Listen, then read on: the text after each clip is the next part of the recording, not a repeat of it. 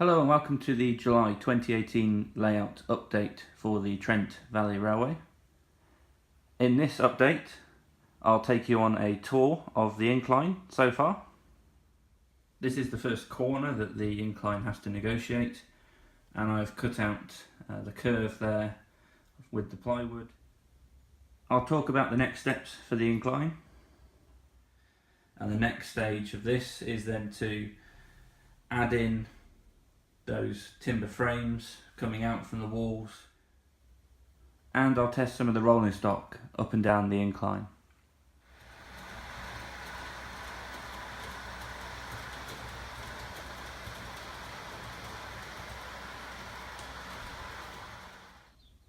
So we begin this July update with a tour of the incline. I've built the incline as a test. It won't end up in this location, but for the purposes of understanding the calculations and how does it look, what do I need to do next, this is why the incline is how it is at the moment. So if you've watched the previous June layout update, you'll have noticed that there were two tracks running around the lower level of the layout, and the two tracks have now been cut off at this point here where the start of the incline is, so that the wooden sleepers are now the incline, and then the concrete sleepers are the route around the lower level. So there's a single track running now from the very bottom section of the layout all the way then up to the next level up. At the start of the incline, I've used a Woodland Scenics 2% foam riser, and this is to get a smooth transition between then the lower baseboard and then going up the incline. As it then goes up the incline, I've then used cut-offs from plywood sheets I've cut previously for the main boards, and then behind the start of the incline here is effectively the end of the single track on the lower level, which is where the Voyager is waiting to then go up the incline. Continuing on from the start of the incline, you can then see it climbs towards the back end of the garage and then passes over the lower level running line that I have where those IOA Network Rail wagons are. Under each of the plywood strips for the incline at the moment, there are then the PSE timber blocks, which I've cut with a slight angle on the top side, so it basically climbs upwards, and then it's got a flat bottom to then sit flat, nice and flush on the baseboard below. After the start of the incline, the gradient then slightly increases. As you can see, it then says 1.5 degrees, which 1.5 degrees in a percentage is around about 2.6%. So from the start at 2%, it then goes up to around about 2.5, 2.6% as it then climbs around to the next level.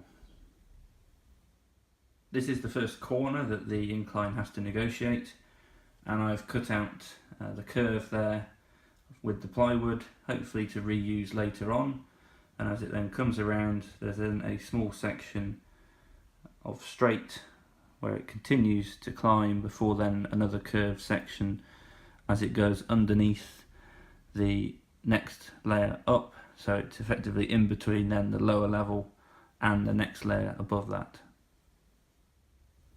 This view shows how the incline then carries on between the lower level and the next level up as it carries on climbing, and I've continued to prop up the incline using the PSE timber and using then the plywood strips on top of that. The incline is then near to approaching one lap of the layout, so as it comes around the corner there, it then comes back towards the garage door and then crosses over the removable section underneath on a very large section of plywood before it then comes around the corner to then head back up towards the other end of the garage, and as you can see down towards the bottom left hand corner, that's where the start of the incline is. So at this point it's done one lap of the layout. As the incline then comes past the garage door and then carries on towards near enough reaching the right level that it needs to be, you'll see that in the sections in the middle I've used the PSE timber, but then I've improvised with using some model railway boxes to then prop up the incline as it goes round, and then as it comes round it then reaches another corner here, and as it then continues around the corner it then levels off slightly on the gradient there before then joining up with the next level up.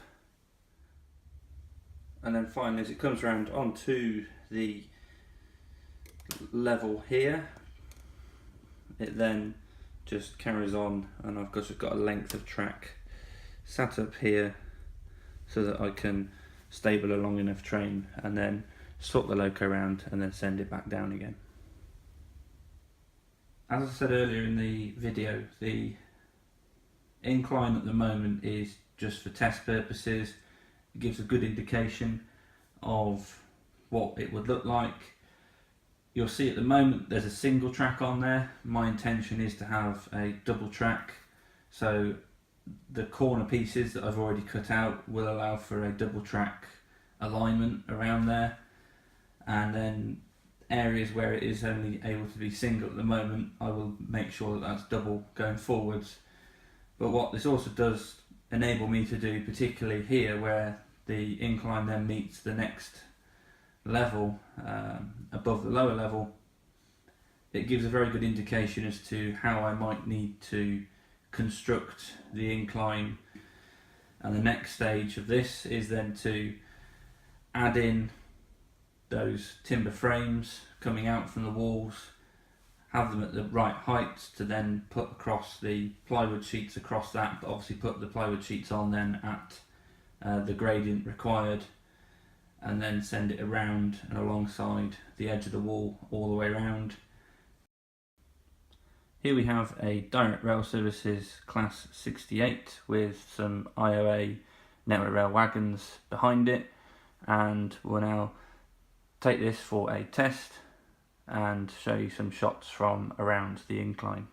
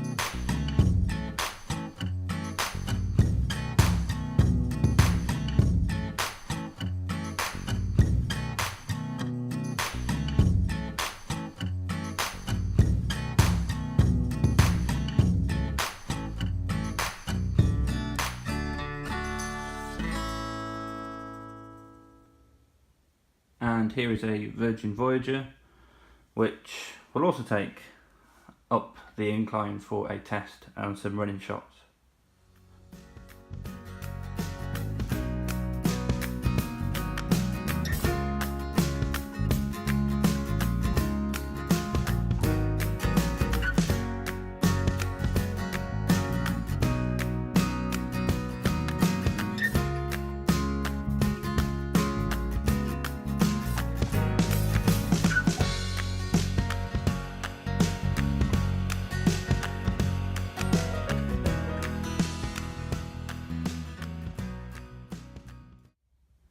I hope you've enjoyed this July 2018 layout update. I'd like to say a thank you to all my new subscribers to the channel and look forward to seeing you again for the August 2018 layout update.